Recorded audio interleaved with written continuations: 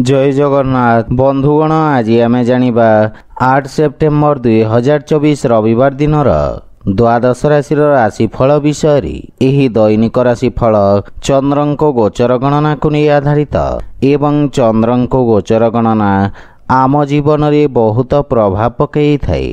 तो आसंतु सर्वप्रथमे जानिबा आजिर तिथि और राशि नक्षत्र विषय। आज होची 8 सेप्टेम्बर 2024 रविवार भाद्रव शुक्ल पक्ष पंचमी रात्र 7 घंटा 59 मिनिट गति षष्ठी। आज स्वाति नक्षत्र दिवा 3 घंटा 31 मिनिट गति विशाखा नक्षत्र। आज तुला चंद्र अहोरात्र। आजिर पर्वोत्सव ऋषि पंचमी नुआखाई। आजिर शुभ बेला प्रातः 6 घंटा 29 मिनिट रु दिवा 9 घंटा 47 मिनिट पर्यंत। आजिर सूर्योदय प्रातः 5 घंटा 39 मिनिट। आजिर सूर्यास्त संध्या 6 घंटा 3 मिनिट। आज घात चंद्र नास्ति एवं मेष राशि घात बार। आज बेल और पणस खाइबा निषिद्ध। तो बंधुगण आसंतु जानिबा आजिर राशिफल विषय। ता पूर्वरु आम चैनल को जो माने नुआ करी आछंती तळे थिबा लाल रंगर सब्सक्राइब बटन को दबाई आम चैनल को सब्सक्राइब करंतो और पाखरे थिबा घंटी बटन को दबाई ऑल रे सिलेक्ट करंतो काहेकि ना आमे अपलोड करिथवा प्रत्येक वीडियो रो नोटिफिकेशन आपण सर्वप्रथमे पाई परिबे। तो प्रथमे जानिबा मेष राशि विषय। आपणक सप्तम भाव रे चंद्रदेवंको गोचर आपणक सहयोगींक द्वारा लाभ प्रदान करिब। वाणिज्य व्यवसाय रे नूतन संपर्क प्रतिष्ठा हेब जहा पारस्परिक लाभदायक सहभागितारे परिणत हेब। एही समय आपणक पई अत्यंत शुभ अटे एवं भाग्य आपणक सपक्षरे रहिछि। पारिवारिक जीवन रे जीवन साथींक पूर्ण समर्थन मिलिब। संतान पक्षरु सुखद समाचार प्राप्ति हेब। कर्म क्षेत्र रे जीवन साथींक परामर्श सहायक सिद्ध हेब एवं पति पत्नींक संपर्क रे प्रगाढ़ता आसिब। भाई और बंधु मानकर समग्र संगठन आपणक मन को खुशी एवं आत्मविश्वास रे परिपूर्ण करिब। विवाह योग्य व्यक्तिंक पई किछि भल प्रस्ताव आसी पारे। प्रेम जीवन रे मधुरता रहिब एवं आर्थिक लाभ रे धीरे धीरे वृद्धि घटिब एवं दीर्घकालीन योजना गुड़िकरू लाभ मिलिब। योजनाबद्ध उपाय रे करा जाइथिबा समस्त कार्य सर्वोत्तम सफलता हासिल करिब एवं आपणक सामाजिक क्षेत्रर विकास हेब। नूतन कार्यर रूपरेखा प्रस्तुत करिबे। आपण स्वास्थ्य संबंधित समस्यारू मुक्ति पाइबे एवं मानसिक सुख एवं शांति अनुभव करिबे। आज आपण श्री महालक्ष्मी पूजा अर्चना करंतो शुभ फल पाइबे। वृष राशि आपणक राशि स्थान रु षष्ठ भाव रे चंद्रदेवंक गोचर आपणक खर्च रे वृद्धि करिब। आपण निज बुद्धि एवं कौशल बल रे निज समस्त लक्ष्य को हासिल करिबारे सक्षम हेबे। आपणक किछि गुप्त शत्रु आपणक भावमूर्ति को नष्ट करिबार प्रयास करिबे। आपण नूतन लोकंक सहित साक्षात करिबे। क्यारियर रे उत्तम उन्नतिर जोग रहिछि। नूतन कार्य करिबाकू चेष्टा करिबे एवं कार्य क्षेत्र रे स्थिति रे सुधार आसिब एवं सहकर्मींक परामर्श रु आपण उपकृत हेबे। मातुल घर पक्षरु पूर्ण सहयोग मार्गदर्शन प्राप्ति हेब किंतु पारिवारिक कलहरु आपण दूरे रुहंतो तथा परिवार सदस्यंक स्वास्थ्य अवस्थार विषय जत्न नियंतो। प्रेम जीवन रे वाणीर कठोरता हेतु संपर्क रे फाट सृष्टि होई पारे। सेथिपई अनावश्यक वाद विवाद और जुक्ति तर्करु आपण दूरे रुहंतो। जदि आपण व्यावसायिक ऋण पई प्रयास करूछंती ताहेले कोनोसी परिचित व्यक्तिंक सहाय्य पाइबार संभावना रहिछि। गंठी पीड़ा जंत्रणा भोगुथुवा रोगी माने विशेष उपकृत हेबे। आज आपण वृद्ध लोकंको सहाय्य करंतो शुभफल पाइबे।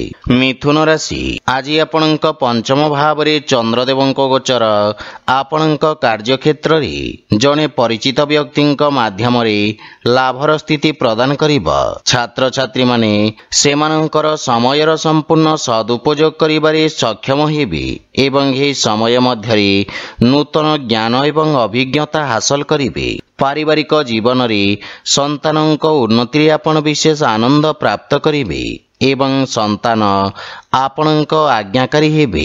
भाई और भौणी मानक सहयोग रे आपणकर समस्त कार्य सफलतार सहित संपन्न हेबा। परिवार रे सुख समृद्धि लागी रहिबा एवं जीवन साथी पूर्ण समर्थन पाइबे एवं विदेशरू किछि भल खबर पाई मन खुशी रहिबा।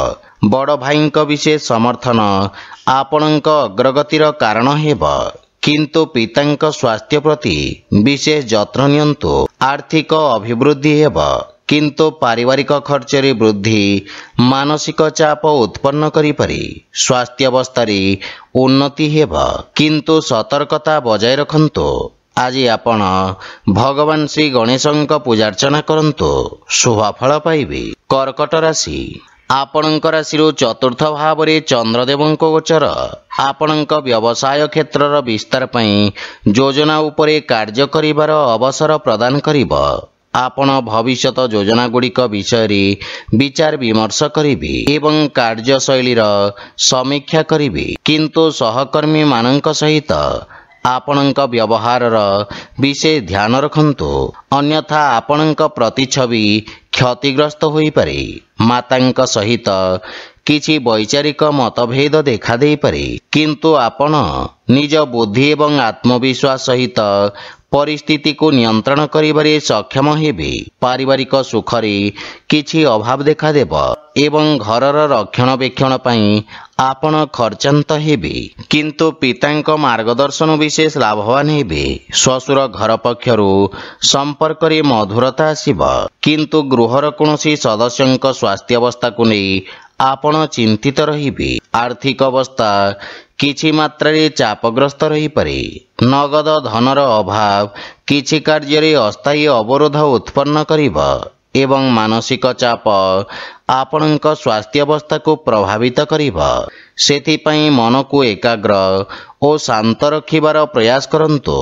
आज आपण श्री गणेश एवं माता लक्ष्मी मिलित उपासना करंतु शुभफल पाइबे। सिंह राशि आपणक तृतीय भाव में चंद्रदेवଙ୍କ गोचर आपणक राजनैतिक वर्चस्व वृद्धि करिबा एवं आपणक पराक्रम रे वृद्धि हेबा। आपण निज भितरे एक नूतन सकारात्मक शक्ति अनुभव करने समर्थ हेबे। सामाजिक मान सम्मान वृद्धि पाइबा। आपण भाई भौणी साहाय्य रे समस्त कार्य रे सफलता पाइबे। पारिवारिक परिवेश स्वाभाविक रहिबा किंतु आपणक भाई भौणी माने किछि समस्यार सम्मुखीन होई पारंती। श्वशुर घर पक्षरु किछि वाद विवाद ओ मनमालिन्यर संभावना रही। सेथिपई बुझी विचारी कथबार्ता करंतु। जीवन साथी किछि स्वास्थ्य संबंधित समस्या देखा दे पारे। सेथिपई मानसिक चिंता को निज उपरे प्रभावी हेबाकू दियंतु नहीं। आर्थिक स्थिति उत्तम अनुकूल रही एवं कौनसी प्रकार गुप्त मार्ग माध्यम रे धन प्राप्तिर संभावना रही किंतु स्वास्थ्य अवस्था रे अनियमित रक्तचाप जनित समस्या देखा दे पारे। सेथिपई स्वास्थ्य को अनदेखा करंतु नहीं। आज आपण भगवान कृष्ण को तुलसी दल अर्पण करंतु शुभफल पाइबे। कन्या राशि आपणक द्वितीय भाव में चंद्रदेवଙ୍କ गोचर आपणक वाणी को प्रभावशाली करिबा एवं आपणक व्यक्तित्व रे एक नूतन आकर्षण हेबा। लोक माने आपणक ठारू परामर्श एवं मार्गदर्शन प्राप्त करिबे। वक्तृत्व एवं लेखनी संबंधित व्यवसाय रे ख्यातिर विस्तार हेबा एवं नूतन सुजोग मिलिबा। आपणक वाणीर मधुरता आपणक संपर्क रे एक नूतन सतेजता आनिबा। पारिवारिक जीवन रे सुख एवं समृद्धता आसीबा। आपण जीवन साथी ठारू सम्मान प्राप्त करिवे। सान भाई भौणी ठारू स्नेह मिलिबा एवं सेमाने आपणको अनुसरण करिवे। ପ୍ରେମ ସମ୍ବନ୍ଧ ପାଇଁ ସମୟ ଉତ୍ତମ ଅନୁକୂଳ ରହିଛି ଏବଂ ପୂର୍ବରୁ ଲାଗି ରହିଥିବା ଦୂରତ୍ୱ ଦୂର ହେବ। ଆର୍ଥିକ ସ୍ଥିତି ଉତ୍ତମ ହେବାକୁ ଲାଗିବ। ଆୟର ନୂତନ ସ୍ରୋତରୁ ଧନ ପ୍ରାପ୍ତିର ଯୋଗ ରହିଛି। ଅଧିକାରୀ ବର୍ଗରୁ ଆପଣଙ୍କ କାର୍ଯ୍ୟକୁ ସମ୍ମାନ ପ୍ରାପ୍ତି ହେବ। ଛାତ୍ରଛାତ୍ରୀମାନେ ନିଜକୁ ଉପଯୁକ୍ତ ଭାବରେ ପ୍ରକାଶ କରିବାକୁ ସମର୍ଥ ହେବେ ଏବଂ ଉନ୍ନତିର ମାର୍ଗ ପ୍ରଶସ୍ତ ହେବ ଏବଂ ଆପଣଙ୍କ କାର୍ଯ୍ୟ ସବୁଠାରେ ପ୍ରଶଂସିତ ହେବ। ସ୍ୱାସ୍ଥ୍ୟାବସ୍ଥା ଉତ୍ତମ ଅନୁକୂଳ ରହିଛି ଏବଂ ଶ୍ୱାସ ସମ୍ବନ୍ଧିତ ରୋଗରେ ସୁଧାର ଆସିବ।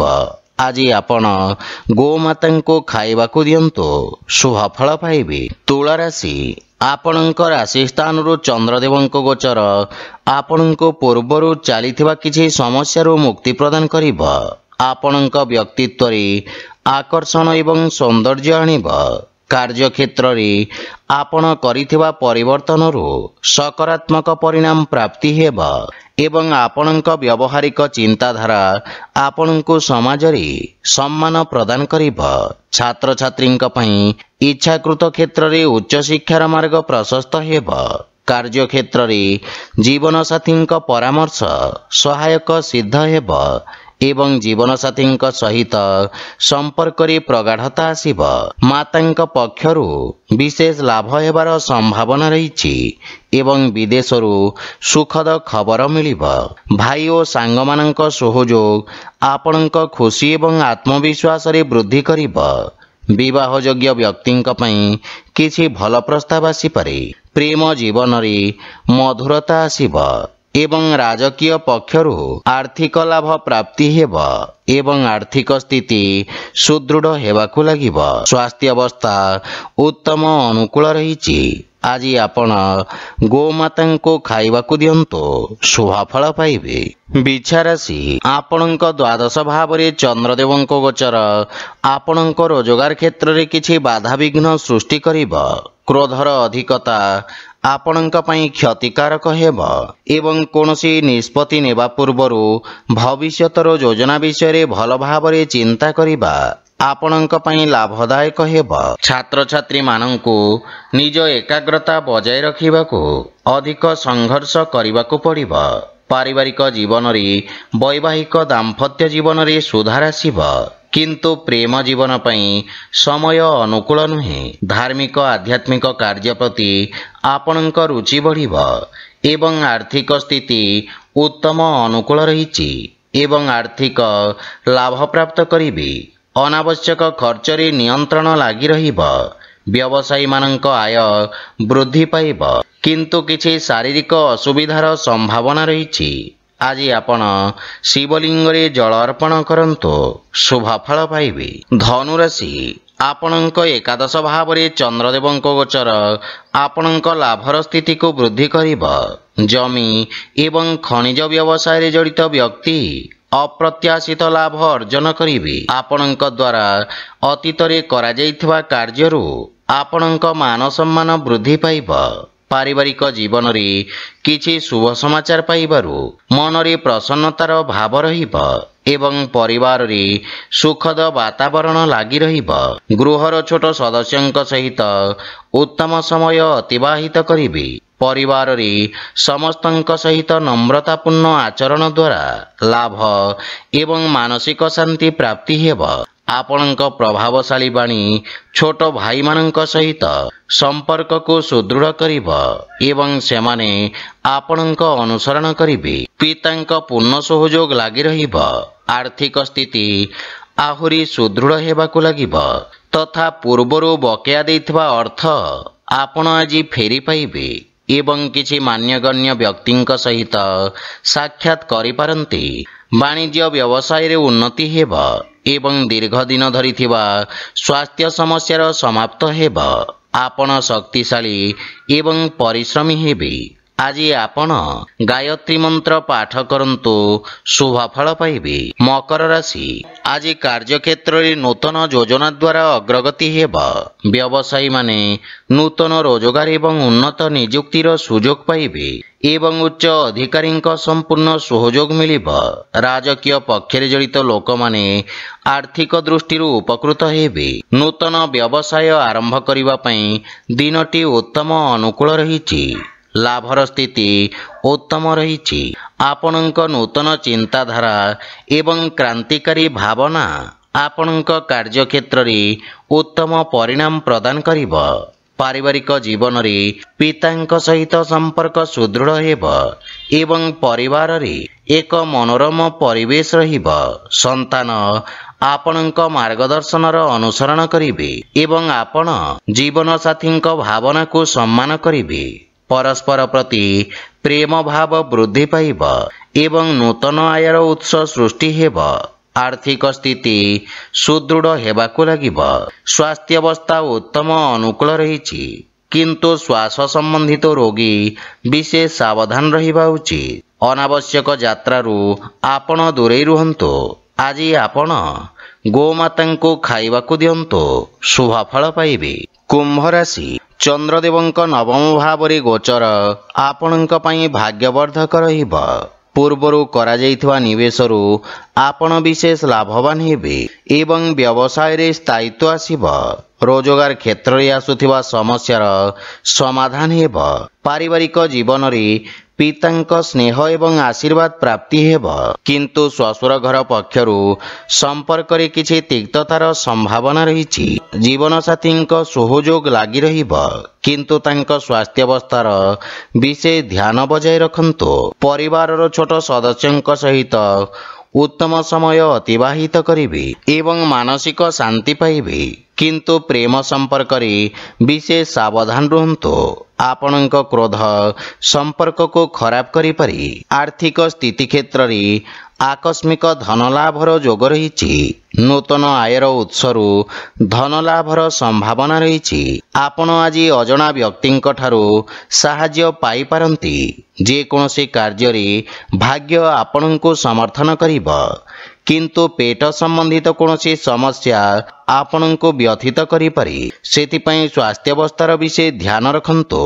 ଆଜି ଆପଣ ହନୁମାନ ଚାଳିଶା ପାଠ କରନ୍ତୁ, ଶୁଭ ଫଳ ପାଇବେ। ମୀନ ରାଶି, ଚନ୍ଦ୍ରଦେବ ଆଜି ଆପଣଙ୍କ ରାଶି ସ୍ଥାନରୁ ଅଷ୍ଟମ ଭାବରେ ଗୋଚର କରିବେ। ସେଥିପାଇଁ ଆପଣଙ୍କୁ କିଛି ଆକସ୍ମିକ ସମସ୍ୟାର ସାମ୍ନା କରିବାକୁ ପଡ଼ିପାରେ। ଅନାବଶ୍ୟକ ଖର୍ଚ୍ଚ ଆପଣଙ୍କ ଆର୍ଥିକ ସନ୍ତୁଳନକୁ ନଷ୍ଟ କରିପାରେ।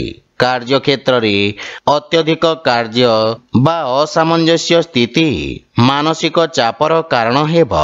ପରିବାର ସଦସ୍ୟଙ୍କ ସହିତ ଛୋଟ ପ୍ରସଙ୍ଗକୁ ନେଇ ମତଭେଦ ହୋଇପାରେ।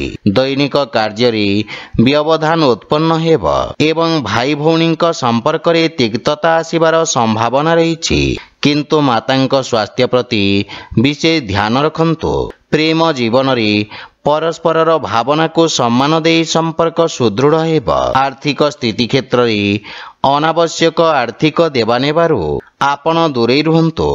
କୌଣସି ପ୍ରକାରର ନିବେଶ କିମ୍ବା ଖର୍ଚ୍ଚ କରିବା ପୂର୍ବରୁ ସମସ୍ତ ଡକୁମେଣ୍ଟକୁ ଭଲ ଭାବରେ ଯାଞ୍ଚ କରନ୍ତୁ। କୌଣସି ବିଶ୍ୱସ୍ତ ବ୍ୟକ୍ତିଙ୍କ ସମର୍ଥନ ଆପଣଙ୍କ ପାଇଁ ସହାୟକ ହେବ। ବିଦ୍ୟାର୍ଥୀମାନଙ୍କୁ ନିଜ ଲକ୍ଷ୍ୟ ହାସଲ କରିବାକୁ ଅଧିକ ସଂଘର୍ଷ କରିବାକୁ ପଡ଼ିବ।